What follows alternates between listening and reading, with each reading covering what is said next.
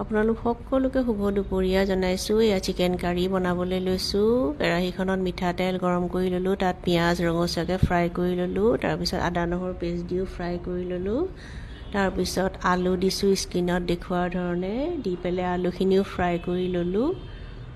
তাৰপিছত তাত মছলা দিম, জিৰা গুড়ি, ধনিয়া গুড়ি, মিট মছলা, হালধি গুড়ি, জলকীয়া গুড়ি, সেয়া দি পেলাইও খুব ধুনীয়াকৈ ফ্ৰাই কৰি ল'ম।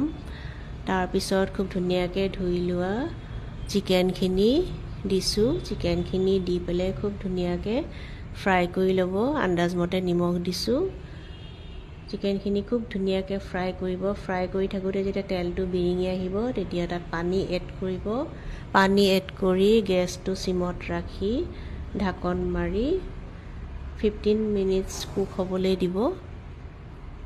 এনেকৈ চিকেন বনাই খাই চাবচোন, বিৰাট টেষ্টি হয় খাবলৈ। তেলটো বিৰিঙি আহিলে এতিয়া পানী এড কৰিছোঁ। এয়া ঢাকন মাৰি 15 মিনিটছ কুক হ'বলৈ দিছোঁ। এয়া 15 মিনিটছ হৈ গ'ল। তাৰপিছত তাত কষ্টুৰি মেথি ওপৰৰ পৰা দি দিছোঁ। নমোৱাৰ সময়ত গোন্ধটো বিৰাট ধুনীয়া হয়, খাবলৈ বিৰাট টেষ্টি হয়। আজিলৈ আহোঁ, বাই বাই।